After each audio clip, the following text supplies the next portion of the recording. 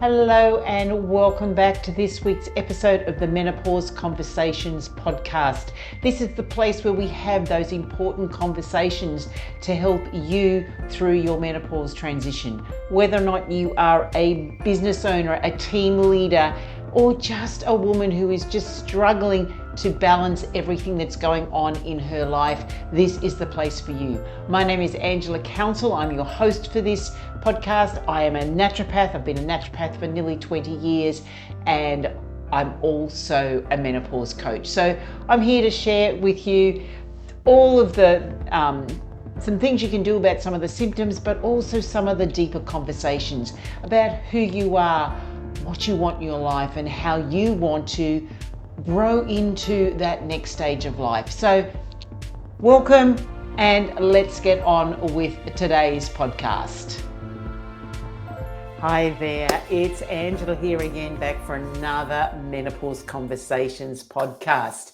And let me ask you, how do you feel when you don't get a very good night's sleep? I know you probably feel pretty ordinary. And then if you have night after night after night of not getting a good night's sleep, do you know that actually impacts your health?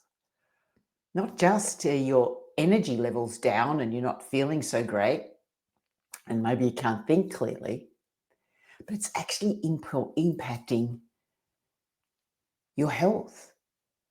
And it can increase your risk of things like cardiovascular disease, type 2 diabetes, cancer, and even death.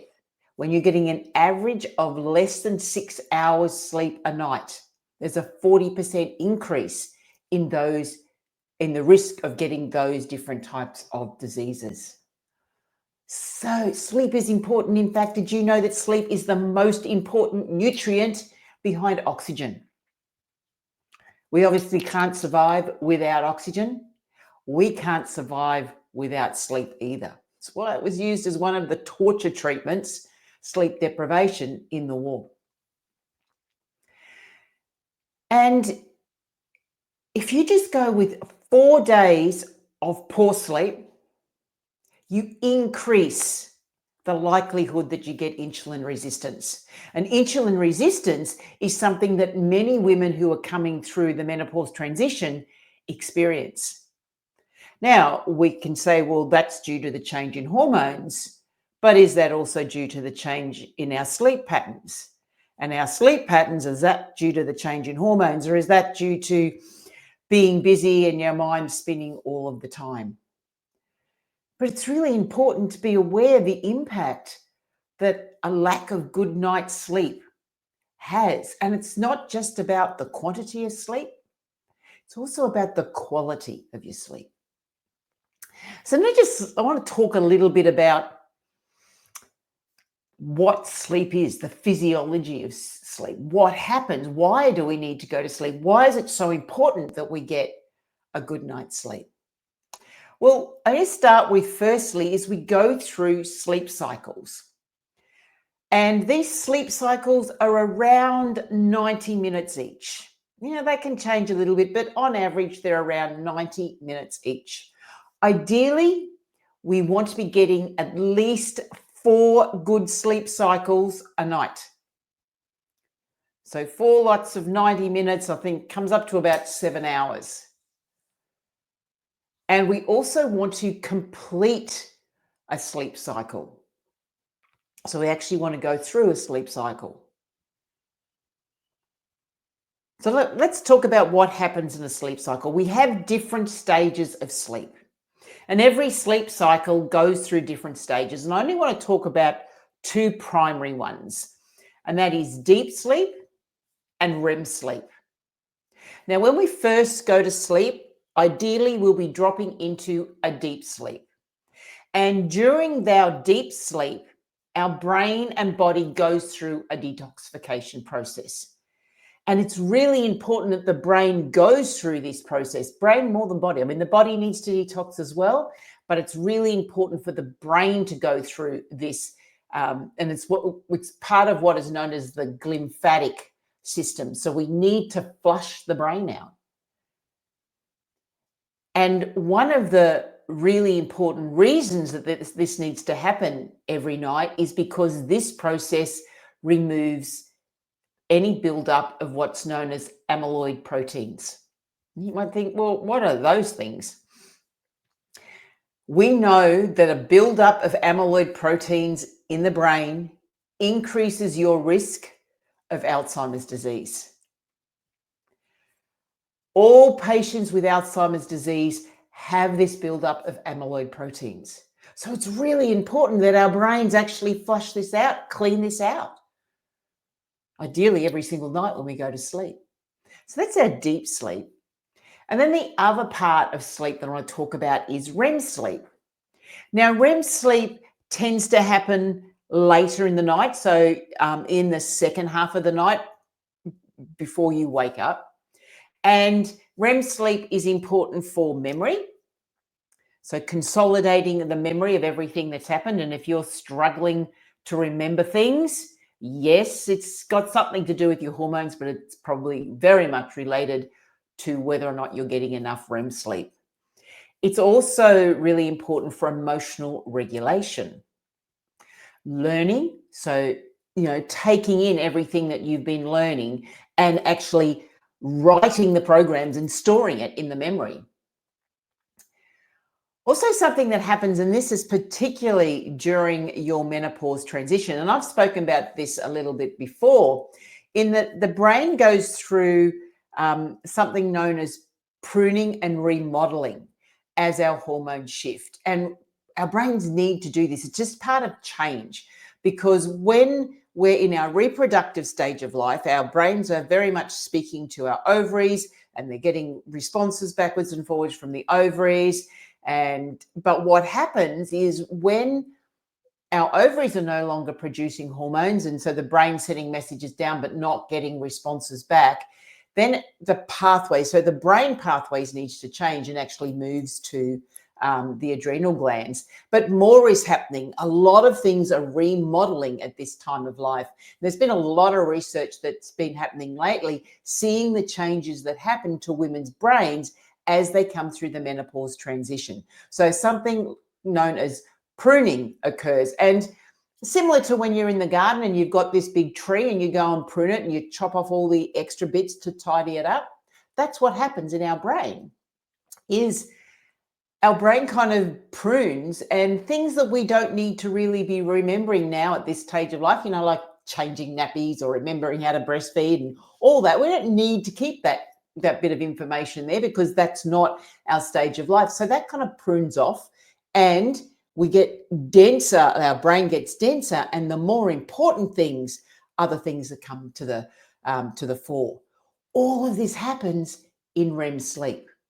And the other thing, and I spoke about this a little bit last week when I spoke about energy, is this is when our energy levels, or our ATP levels, restore themselves.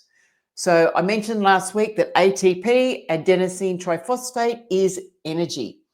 And it's during our REM cycles that our body restores its energy level. So it's like plugging the battery in and recharging your battery. So it is really important that we're getting both deep and REM sleep. Deep sleep happens in the first half of the night. REM sleep happens in the second half of the night. And I spoke about cycles. About each cycle is about 90 minutes long. So in the first couple of cycles, that cycle ideally is full of deep sleep. And the second 2 cycles are full of REM sleep. But what happens if we get woken up in the middle of a cycle? So, sometimes you're in a really, really deep sleep and something happens, a really loud noise, or your partner kind of nudges you or whatever, nudges you because you're snoring or whatever, and you wake up in the middle of that 90-minute cycle. We haven't completed the process. So wherever you are in that cycle, you haven't completed whatever processes were supposed to be happening. And often you'll struggle to get back to sleep, and you will, in the morning, feel tireder, particularly if you haven't completed the REM cycles. And it is actually better to complete the full cycle than it is, if you're only getting, say, 3 cycles. So if you got 3 cycles, 3 full cycles, and woke up, you would feel better than if you got 3 full cycles and then got woken up by an alarm clock halfway through the 4th cycle. We want to avoid as much as possible being woken up mid-cycle. We want to wake up naturally. And this is why waking with an alarm clock is not such a great idea. We want to gradually come out of that sleep cycle because we will probably be in REM sleep, and we want to come out of that gradually. Now, if there's a certain time that you need to wake up by, and you're not waking that time naturally, I'd probably recommend that you look at some of the alarms that actually have like a quieter noise that gets a little bit louder and a little bit louder and a little bit louder, rather than a blaring radio or whatever, and this goes blasts you and pulls you straight out of a sleep cycle. So what helps our cycles to regulate ourselves? Because it's really important that we do have regular sleep cycles, and regular sleep cycles start in the morning of the day before we go to bed. And it starts with getting sunlight. So we've got this thing inside of our brain. It actually sits behind our eyes. And I'm just going to call it for short the SCN, because it's got a really long name and I'll never pronounce it correctly. But the SCN basically takes the light in from the sun and it sends messages to the different parts of the body that says, time to wake up. And it starts to manage your circadian rhythm. So it tells you it's daytime. When there's light, it's daytime. And that helps to also regulate your blood pressure. It helps regulate your hormones, your appetite, your detoxification process. So all of this happens in the morning when you wake up, having been in a dark place at nighttime, and you wake up and we see sunlight. So you might say, what happens at nighttime when I turn all the lights on? Confuses the brain. And this is one of the issues why many women have problems sleeping. Because when we've got this light in, and particularly the lights that we use now, which I know are energy, friendly, but they are blue light, and it's like waking us up. And so the brain is getting this light in, comes to the SCN, and it's going, oh, wow, I've got all this light. Oh, it's daytime. So we're mimicking daytime at nighttime, and it's really confusing to the brain. And it's one of the reasons why we can sometimes struggle to get to sleep. And then it has this impact on our health with our blood pressure, our blood sugar regulation, our hormone regulation, appetite. You ever notice when you had a really bad night's sleep, you're really hungry, particularly for carb and energy-driven foods that are not necessarily the best for you? The other thing that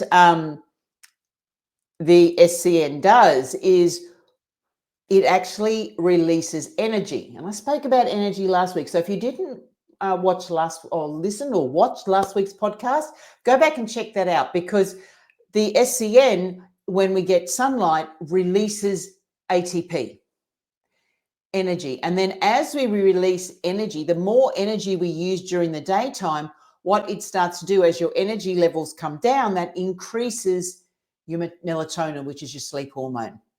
And the other thing that impacts melatonin is cortisol levels. So cortisol works inversely to melatonin. So when cortisol is high, melatonin is low.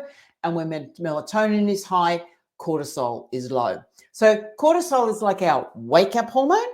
Melatonin is like our go-to-sleep hormone. So they work opposite. So at nighttime, if you've got all the lights on and you are either exercising, doing some heavy exercise, or you're watching TV that basically gets your heart racing and, it's all really exciting, that's all raising your cortisol levels. And so you will struggle to sleep. and particularly to get the deep sleep. You might find that when you go to bed that you do get some sleep, but it's not the deep sleep because your brain is still active, because your cortisol levels are still high. So what can we do to actually help to rebalance up our sleep patterns, our circadian rhythms? Well, I've already mentioned a couple. Get outside and get some morning sun. It doesn't have to be a lot. 10 minutes in the morning sun without any glasses. Take them off if you wear glasses. No sunglasses. You're not looking directly at the sun. You're just getting outside. And it's a really great way just to touch base with nature in the morning. You know, big deep breaths in.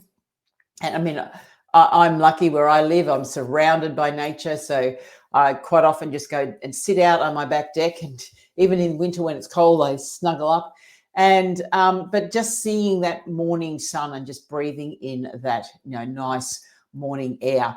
Getting some regular sleep patterns. Now, obviously, there will be some days when you stay up later than normal because you've got something on, you've got an event on or something like that. But getting some regularity to your sleep pattern. Some people are designed to go to bed early. Others, actually, it's okay for you to be going to bed a little bit later. And the early to beds will generally be the early to rise, and the late to beds will generally be a later to rise. And that, if that feels right for you, then that's probably right. It's probably genetically how you have been created. And it's something that I talk about with my clients all the time, letting them learn how their bodies work naturally, because it's not unusual for some of us, particularly those of us who are designed to be a later starter or a later going to bed, and we've been told we've got to get up early and do everything first thing in the morning, and kind of throws our rhythms out. It's important that you don't eat or exercise too late in the evening, because eating a meal does actually raise your cortisol levels, and also exercising also raises your cortisol levels. So one of the things we don't want to be doing is, like 9 o'clock, 10 o'clock at night, either eating or exercising, because that's going to raise your cortisol levels. And as I said, when cortisol's high, melatonin is low. So you'll struggle to get to sleep, particularly into a deep sleep. So get a really regular bedtime routine. And that might be turning down some lights so they're not quite so bright.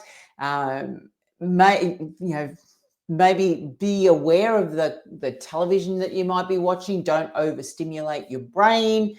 And a really good thing you can do, even if you want, you can take a shower or a bath before bed. And that's because when you lower your temperature, it actually raises melatonin. So you think, well, what do you mean getting in the bath's not going to lower my temperature? Or shower, because I have a hot shower, a hot bath. It actually does. So it's not about when you're in the water, the hot water. It's when you get out and then your body starts to cool down. And so that cool down effect after having a hot bath or a hot shower actually helps to raise melatonin. And you can use, if you're having a bath, essential oils like lavender is really nice for calming you down and allowing you to relax. Herb teas, lavender herb teas, chamomile herb teas. You can get other sleepy time teas that have got other herb blends in them. But it's just creating this routine or having some rituals around going to bed, rather than, sleep in our society seems to be a bit of an afterthought. We actually design our sleep around our life. It actually should be the other way around. We should be designing our life around our sleep, because our sleep is the most important thing that we can be doing besides breathing oxygen. But how often do we give up sleep because we're working too hard, we're raising children, we're doing all of this stuff and we don't sleep? So it's making sleep a priority, because when you make sleep a priority, you'll start to be making your health a priority. And I think it goes without saying, no screens in bed, no watching TV in bed, no iPads, iPhones, any other devices in bed. Bed's there for sleeping, not for scrolling on devices. It activates your brain. It wakes you up. And even if you do find that you do fall asleep quickly, it's not a deep sleep. it'll just be a light sleep and you'll probably wake up, in half an hour's time, awake. We want to encourage this deep sleep. And that's what the pre-sleep rituals are about, encouraging the deep sleep. Deep sleep's where the detox happens, when your body starts to recover itself. And then the REM sleep, it's not so much, you don't have as much influence over REM sleep, but if you've had deep sleep, generally the REM sleep will come. And I just want to make a point on some of these watches and rings and everything around sleep tracking. Now, I use a watch. I'll be honest, I look at my sleep every day, but they are not 100% accurate. There's a study done a few years ago saying on average, they're about 70% accurate. I think that the technology is probably getting a little bit better now. But I know there's been times when I wake up in the morning and I feel really refreshed. I feel like I had a really solid night's sleep. And I look at my watch and it tells me I didn't. So you use it as a guide, not as a Bible. If you felt really good and you feel like you had a really good sleep and your watch says, well, no, you didn't, go with how you feel first. How do you feel? There's other times when I know I haven't had a good night's sleep, where I've been tossing and turning and, my mind's been spinning and seems like for hours and hours and hours on end. And then I look at my watch the next morning and it says, oh, you had so much deep sleep. You had great sleep, fantastic sleep. I'm thinking, no, didn't have very good sleep at all. So they're not 100% accurate. But you use them as a guide just to get an understanding, and particularly those that break up deep and REM sleep. Mine does. It tells me how much deep sleep I have versus how much REM sleep. And we would like to be getting an equal amount of deep as we do REM. I know for me, I tend to get more deep sleep than I do REM sleep. But then last night, I got a lot more REM sleep than I did deep sleep. So it can change. Now, I have created a sleep guide, a download for you. And in it is some more tips on how you can improve your sleep, because we could all do with a better night's sleep and make that a regular thing and make it kind of a rarity that you're not getting a good night's sleep. You really shouldn't be getting up and going to the toilet in the middle of the night either. If you are, it means you're not getting into that deep enough sleep. So there may be other things that are going on as well. But, go to bed, wake up, that's it. You should be asleep that whole time. And if you're not, we need to be looking at why that isn't happening. We do have hormones that suppress our need to go to the toilet in the middle of the night. So if you're waking up several times to go to the toilet, I would say you're not getting into the deep sleep, which means those hormones are not being regulated. But there are many things that you can do. So grab the sleep guide that I have put together, and I'll put the link in the show notes, but I'll just let you know it's embracemenopause.com.au, which is my website, /meno-podcast-sleep-download. So it's Meno Podcast Sleep Download with a hyphen between each word, and embracemenopause.com.au. So hopefully you enjoyed this episode, and maybe you might be able to make one or two changes that can actually see an improvement in your sleep. And when you can improve your sleep, you're going to be improving your health. You're going to be improving your processing of your emotions, your memory. So much benefit to getting a good night's sleep. As I said, we need sleep almost as much as we need oxygen, but we're forgetting about our sleep. Hopefully you're not going to now. Now, feel free to share this episode with another woman who might be struggling with her sleep, or just wants to know a little bit more about what happens to our body as we come through the menopause transition. If you would like, I'd love it if you could leave me a rating and review, either on Apple Podcasts or wherever you happen to be watching this or listening, because it's on YouTube and we're over on the podcast channels as well. So watching or listening, wherever you're tuning in today, I'd love to know, do you have any tips for getting a good night's sleep? What do you do to help you get a good night's sleep?